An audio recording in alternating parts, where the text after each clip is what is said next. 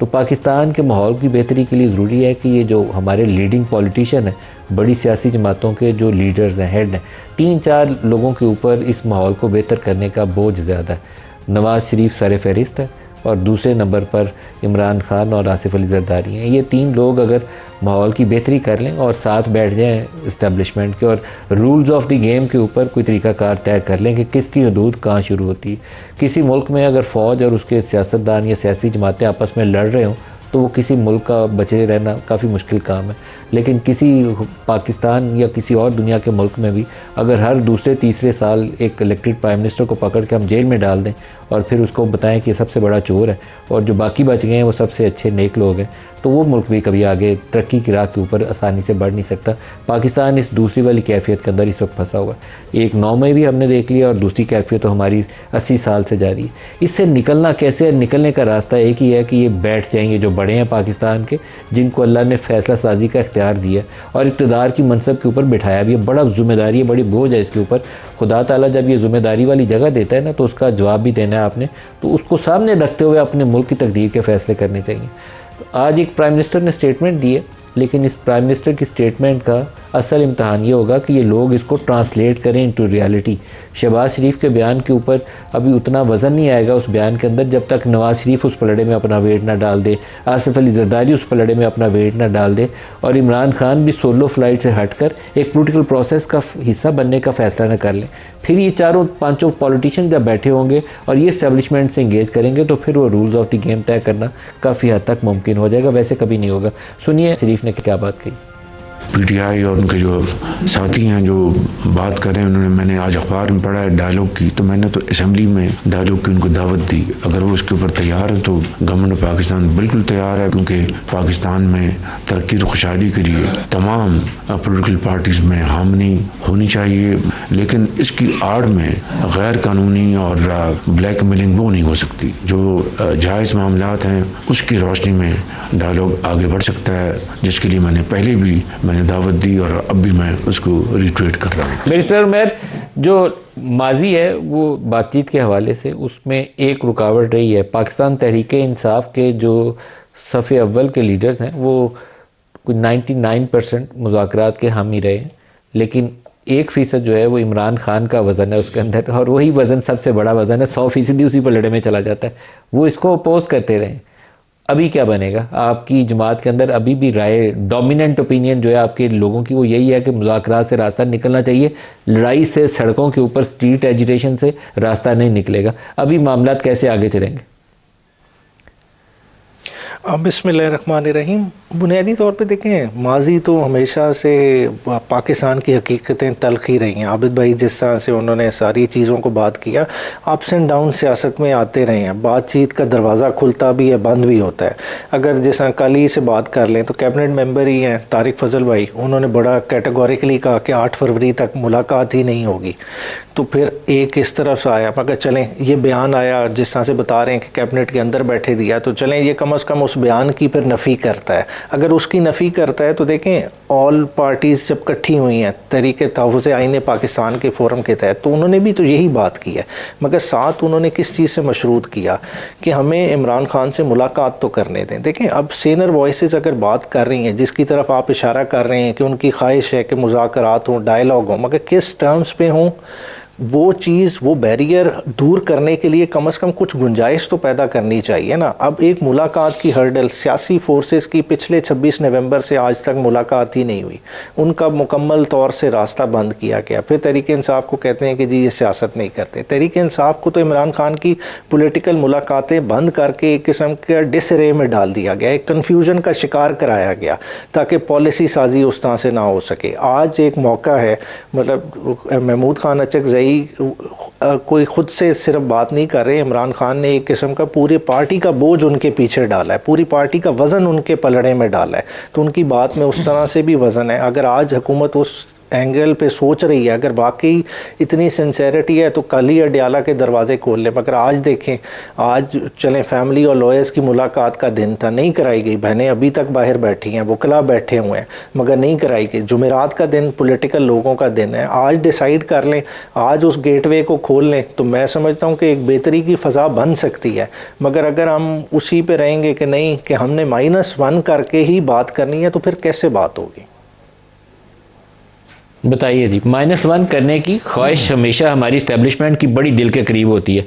नवाज शरीफ को पहली दफ़ा जब वज़ीर आज़म वो IGI के ज़रिए बनाया गया, उसके बाद से 93 ऑनवर्ड -1 की ख्वाहिश वहाँ पे भी मौजूद थी।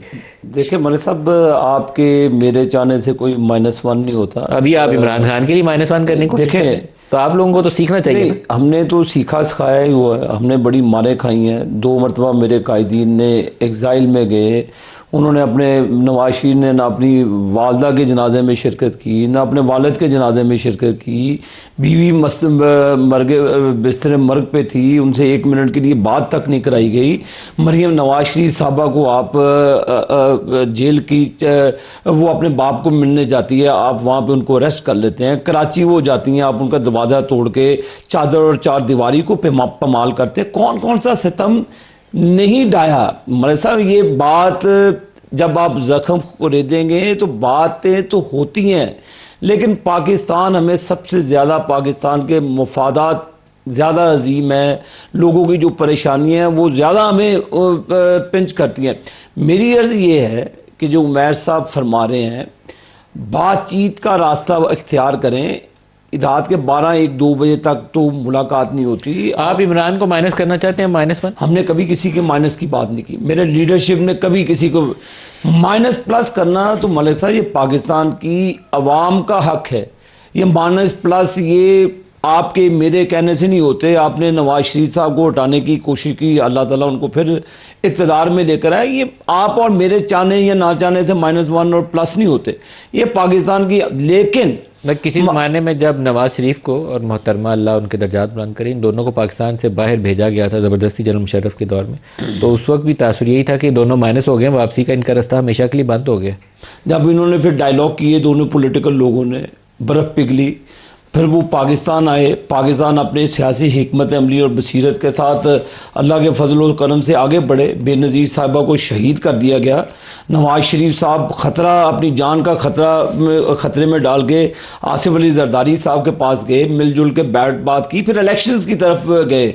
हमने बाइकआउट की तरफ नहीं, लोग चाहते थे कि बाइकआउट की तरफ चले जाए, लेकिन जमहूरी ताकतों ने बैठकर आपस में बातचीत की, 58-58(2)B का खात्मा किया, पावर वापस आई डायलॉग के साथ। अगर आप मलिक साहब बंद गली की तरफ जाएंगे, जैसे उमैर साहब, मैं आपको अर्ज़ करूं, आप ही की हुकूमत थी भाई, नवाज शरीफ साहब की मुलाकात करने के लिए अदालत में हमें 20 मरतबा एप्लीकेशंस देनी पड़ती थी, फिर जाकर उनकी मुलाकात के लिए टाइम घंटा मिलता था। 15 दिन के बाद, 20 दिन के बाद मुलाकात का टाइम मिलता। ये चीज़ें गलत हैं। आप फैमिली को मिलने से, किसी ने, उनकी बहन मिलकर आई है इमरान खान साहब को, नहीं, लेकिन वो 6 हफ्तों के बाद मुलाकात थी, उसके बाद फिर मुलाकात। देखिए कंटिन्यूटी रहनी चाहिए। मैं अदालत नहीं हूँ कि मैं कहूँ जी मैं फ़लान को नहीं मिलने देना, फ़लान को नहीं मिलने देना। जो जेल में कैदी हैं उनकी फैमिलीज़ का क्या उनको, सियासी लोगों को जेलों में डाले बगैर पाकिस्तानी सियासत को आगे नहीं चला सकते? चलना चाहिए। ये तो मलिक साहब देखे, उस वक्त जरदारी साहब भी इनको समझाते थे on the floor of the house, Nawaz Sharif साहब ने भी बेशुमार मरतबा का। लेकिन आपके रवैये क्या थे? आप तो 2035 तक के ख्वाब करके फैज़ के साथ मिलकर बैठे हुए थे।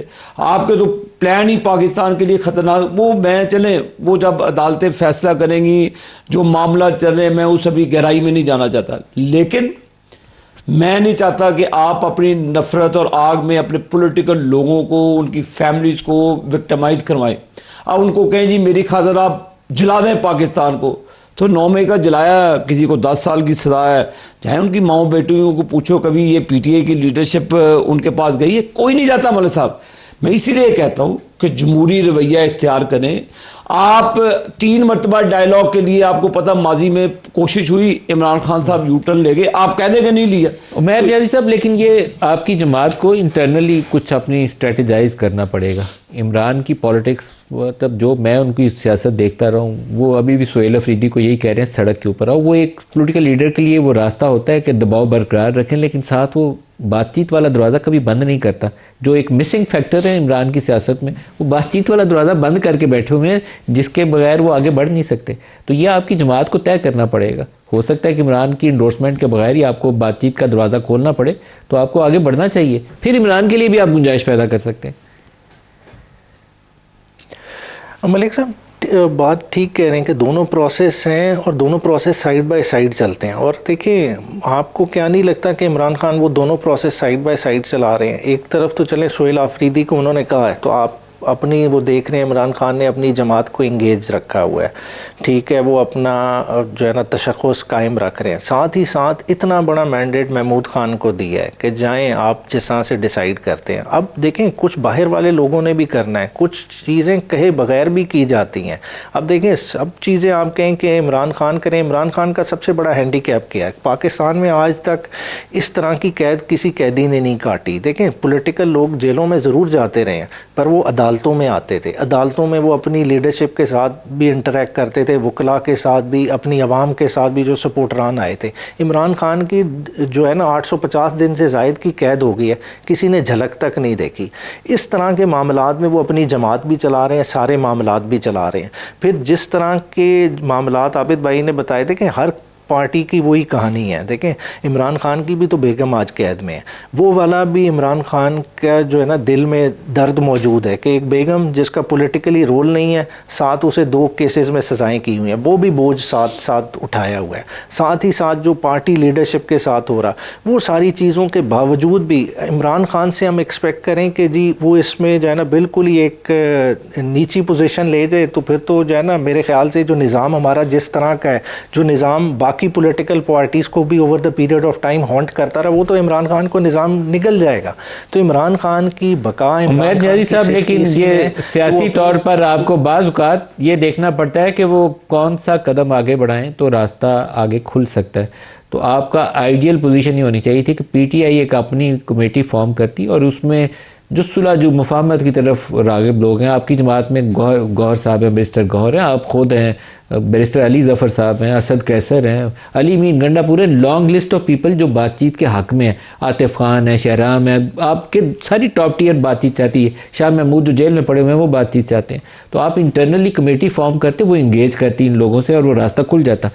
महमूद अचकज़ई के साथ शायद इस्टेब्लिशमेंट की कंफर्ट लेवल ना कभी थी, ना आज होगी और ना आइंदा के लिए कभी आपको उम्मीद रखनी चाहिए।